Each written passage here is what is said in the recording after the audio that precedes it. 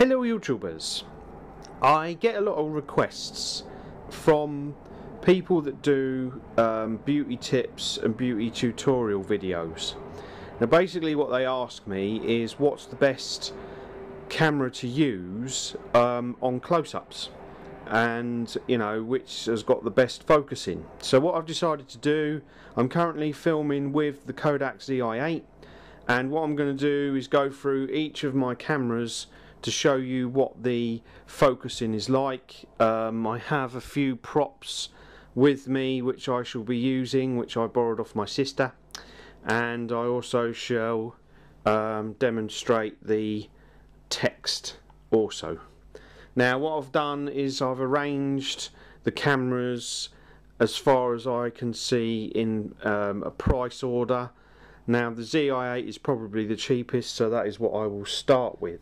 So let's get started. So here we have the Zi8, and as you can see everything is out of focus. Now the problem with the Zi8 is because it's old, it doesn't tend to work very well with editing software. Also, if you want to zoom in with the macro, then basically this is what you've got to do. You zoom in, you press the macro switch, that is what happens. You can't zoom in or out afterwards, but as you can see it does do quite good macro on the zoom. Then in order to zoom out you've got to press the macro off, zoom out, and then press the macro on, and that's how you do it. Now the Zi8 has an external mic port, which means that you could hook up a lapel mic for better sound. I've got my laptop mic in there to get better sound.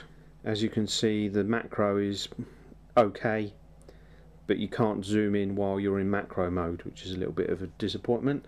Plus you can also hook up the mains if the battery runs out and record while it's hooked up to the mains, which is a bit of a bonus. That's as close as you can get as far as the macro is concerned. Now the text test.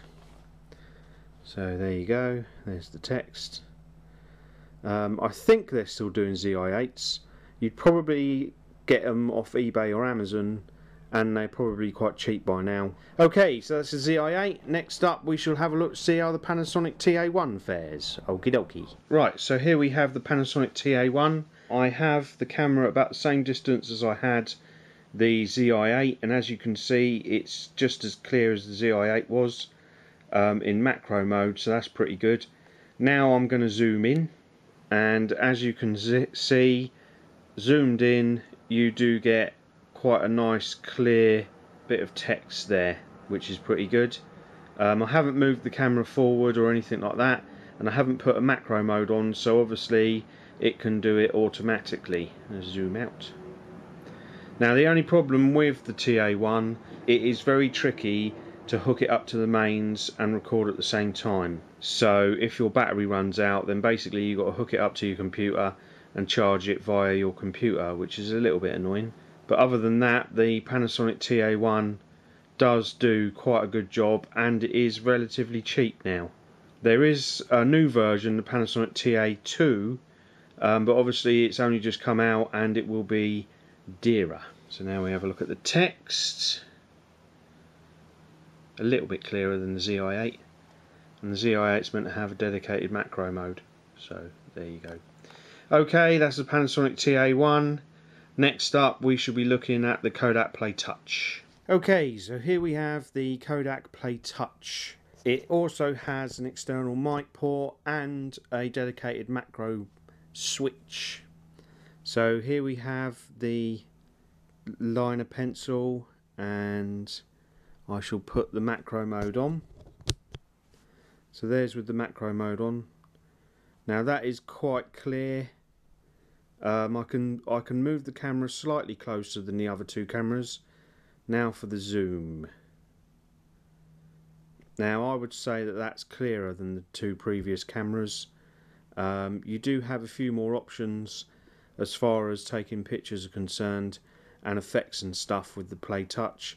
It's also a touchscreen camera, and I think it's relatively cheap at the moment, which is pretty good. Now let's have a look at the gloss. You can also connect it to the mains and charge it via the mains and record at the same time. So here we have it zoomed in. Now we zoom out.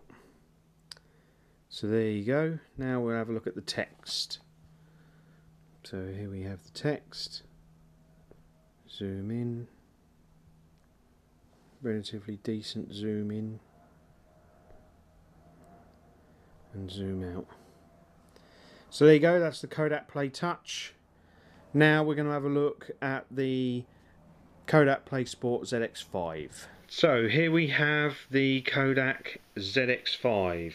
Now I've had to put the macro mode on in the settings because there's no dedicated switch, which is a little bit disappointing.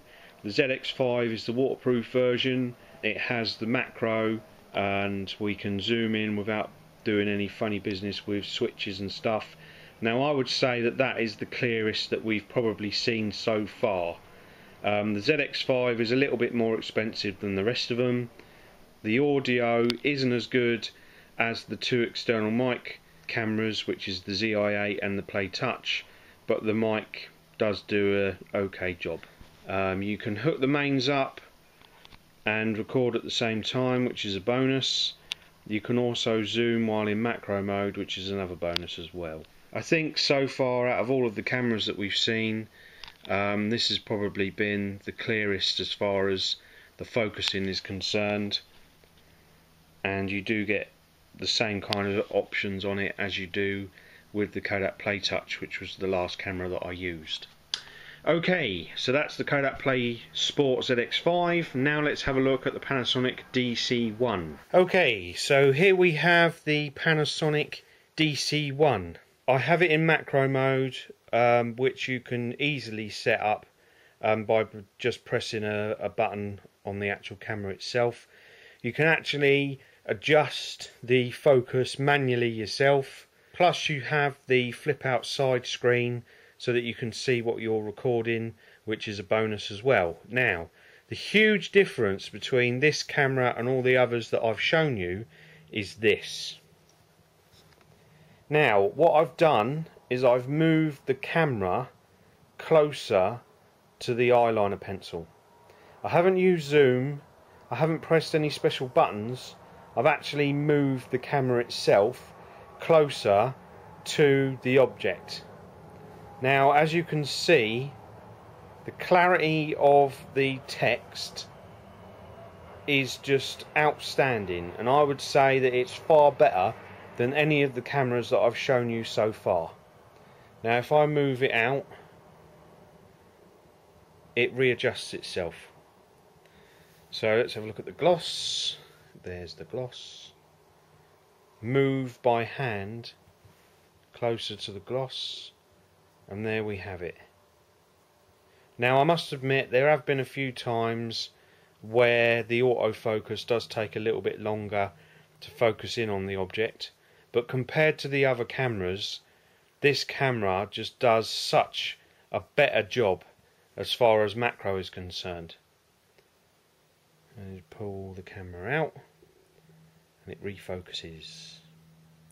Now, this camera has a lot of options on it. Also, the stills part of the camera is a lot like a separate. It's like having a separate digital camera in it as well. You can take stills with it. There are loads of stuff that you can do with this camera. Okay, it is probably the most expensive out of all of them, but I would say that you get your money's worth. Now let's have a look at the text. So here we have the text. I've got the camera at the same distance as the other cameras were, whereas I normally would use the zoom. I just move my hand and then we move it a bit closer, closer still, closer still. Now, that shadow you can see is actually the camera itself. I am very, very close to the case. Move it down to the finer text. I mean, that is just remarkable. As I move out, the camera refocuses. Now, you can use the zoom, and this has a 5x optical zoom, and I think a 12 times digital zoom, so it has got quite a good zoom on it as well. But the autofocus on it is just outstanding. So there you go, there is my comparison of all of my cameras as far as the autofocus macro is concerned. I think if money is no object, then the Panasonic DC1 would be the one for you. If you're going to be doing tutorials and how-to guides with makeup and hair and stuff like that, then the Panasonic DC1 would be the best one. The focus on it is absolutely great. The way that you can change the settings, the white balance and everything you can change on the camera, it is just really easy to use, and it gives you loads of options. Plus you've got the flip out screen so you can see exactly what you're recording.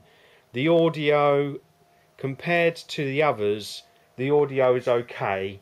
Obviously it's not as good as an external mic would give you, like with the Playtouch or the Zi8, but other than that I would say it is the best camera if money's no object. If you are on a budget, then I would say have a look at the Panasonic TA1 or the Kodak Playtouch. Now the Panasonic TA1, the only problem with that is, like I said before, you can't hook up the mains, so the minute the battery runs out you've got to then hook it up to your computer and charge it again. There might be a charger that you can actually buy for it which would rectify that problem. Whether there is or not, I don't know. So I think if the mains isn't a problem, then the Panasonic TA1 would be a good choice. So there you go, that's my video. I hope it's helped you out. If you have any questions about these cameras, then please ask away and I will try and help you as best I can. Okay, I hope you have a good day, and I'll do some more later on. Bye bye for now.